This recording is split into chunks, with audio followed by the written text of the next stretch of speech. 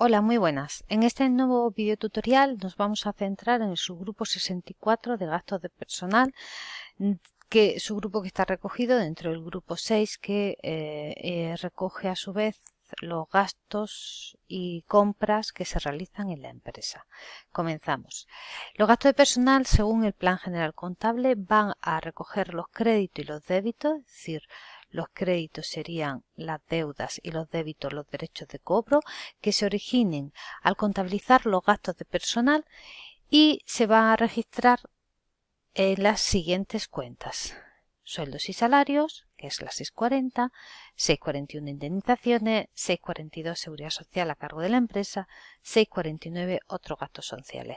Estas son las principales cuentas de gastos de personal. En la cuenta 640 de sueldo y salario vamos a recoger el gasto bruto de sueldos de la empresa, o sea, el importe bruto que la empresa paga al personal. En la cuenta 641 indemnizaciones incluiremos el pago por indemnizaciones, lo vamos a ver más adelante.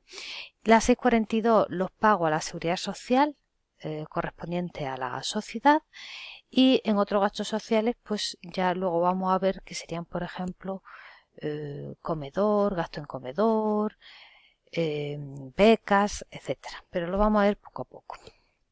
La cuenta 640 de sueldo y salario recoge todas las remuneraciones, ya sean fijas o eventuales, que se le paga al personal de la empresa. Y como decimos, el personal tiene que estar en la plantilla de la empresa, dado de alta. ¿Qué pasa si no está dado de alta en la empresa? Pues no sería personal y el pago de los servicios estarían recogidos en servicios de profesional independiente, la 623. La 641, que es de indemnizaciones, el objeto de esta cuenta va a contener las cantidades que se pagan para resarcir de un daño o perjuicio también al personal de la empresa. Dentro de este grupo, de esta cuenta, vamos a recoger las indemnizaciones por despido y la jubilación anticipada. Eso lo dice expresamente el plan, pero además todas las cantidades que se paguen al personal para resarcirlo de un daño o un perjuicio causado.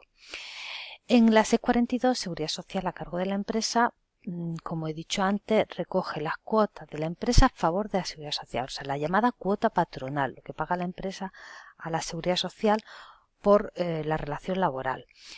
Y en la cuenta 649 de otros gastos sociales, pues tienen dos características fundamentales. Primero, en esta cuenta van a recogerse los gastos con naturaleza social, o sea, las cantidades pagadas que tengan naturaleza social, y lo segundo es que se paguen por cumplir una disposición legal o voluntariamente, o sea, puede ser obligado voluntariamente, como por ejemplo estaríamos hablando de subvención a comedores, las becas de estudio, primas de contratos de vida, accidente de trabajo, etcétera, ¿vale? Todo, pero siempre de naturaleza social, y que ya sean, pues, o bien porque sea por cumplir una obligación legal, o bien porque sean voluntarias, pago voluntario de la empresa.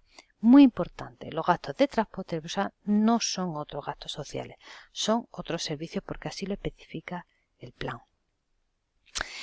Otras cuentas relacionadas con el apartado de gastos de personal pues son las que aparecen ahí y que vamos a ver más adelante. Los anticipos de remuneraciones, que recogerían anticipos solicitados por los trabajadores a la empresa, remuneraciones pendientes de pago, que son cantidades que la empresa no puede, por problemas transitorios de tesorería, pagar de la nómina, organismos de la seguridad social deudores, organismos de la seguridad social acreedores, que son las relaciones con la seguridad social.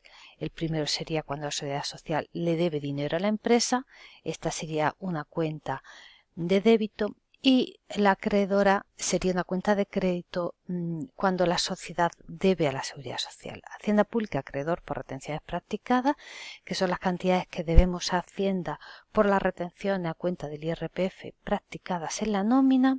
Y luego tenemos los créditos al personal largo y corto plazo, que va a ser cuando la empresa pues conceda un crédito a sus trabajadores.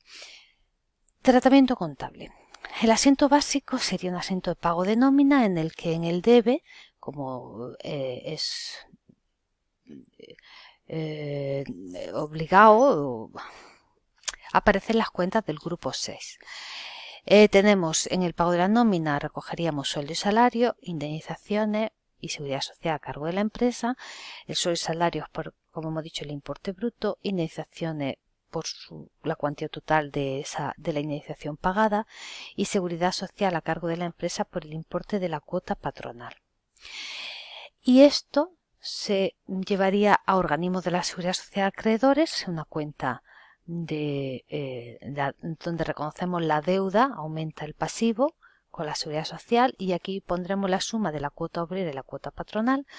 Hacienda pública acreedor por retenciones practicadas, cuenta de pasivo donde reconocemos la deuda con Hacienda, donde pondríamos el importe de las retenciones de la nómina, y a bancos cuenta corriente por el importe líquido de la nómina que abonamos por transferencia. Por ejemplo, pues tenemos aquí un ejemplo en el que tenemos un trabajador cuyo salario bruto son 1.500, la cuota obrera 80, la patronal 120 y la retención es 150. Entonces, sueldo de salario 1.500, organismo seguridad social a cargo de la empresa sería cuota patronal 120, organismo de seguridad social acreedores ponemos el importe total, sería 200, Hacienda pública acreedor por retenciones practicadas las 150, que son las retenciones practicadas en la nómina, y el líquido sería 1.500, que es el sueldo del trabajador, menos su cuota obrera y menos las retenciones, 1.150, y este asiento cuadraría. ¿Qué pasa si el trabajador pide anticipo? Pues en el momento de que pide el anticipo realizaremos este asiento, aumenta la cuenta anticipo de remuneraciones, que es de activo porque es un derecho que nos generamos de cobro, y lo pagamos por banco, y luego cuando se produzca el asiento de la nómina se cancelará la cuenta y por tanto cobrará menos de líquido por bancos. Aquí tenemos un ejemplo. No solicito anticipo de 200 del trabajador, se lo abonamos en principio y cuando llega el momento del pago de la nómina, pues la nómina sería exactamente igual que antes, pero incluiríamos la cancelación del anticipo y en el líquido se lo quitaríamos también. Por tanto, ¿vale? Esto ya lo ha cobrado de forma anticipada y cobraría menos líquido. ¿Qué ocurre cuando dejamos una parte de la nómina sin pagar? Pues en el caso de que dejemos una parte de la nómina sin pagar, la variación del asiento en nómina será que no lo podemos pagar todo por banco y necesitamos utilizar esta cuenta, remuneración expediente de pago, que es una cuenta de pasivo porque le debemos dinero al trabajador y al aumentar se pone en el haber. Cuando se pague esa deuda, pues cancelaremos esa cuenta a bancos. Aquí tenemos un ejemplo en el cual pues al final de todos los datos abonamos 1.000 por transferencia y el resto queda pendiente de pago. Pues si hacemos los cálculos, realmente el líquido sería 2.140. Como hemos pagado solo 1.000 por banco, pues queda 1.140 pendiente de pago. El día 5 del mes siguiente se abona esa cantidad, por tanto damos de baja la cuenta de pasivo que nació aquí y se paga por bancos. Y finalmente lo último relacionado con gastos de personal sería los créditos. Cuando un trabajador nos solicita un crédito, en el momento de su concesión, eso es un derecho de cobro que se crea la empresa porque tanto nace por el debe, crédito al personal, largo o corto según su naturaleza y lo pagamos por banco, y en el momento de cancelar lo que será deduciéndolo de su nómina, pues se da de baja por el haber. Aquí tenemos un ejemplo, pues un crédito de 2.000 y se decide devolver en 5 pagos de 400 euros. Esta sería la concesión y en el momento del abono de la nómina, cancelamos el crédito por 400 euros y aquí en el líquido tendríamos que deducir los 400 y por tanto pagaría 1.115.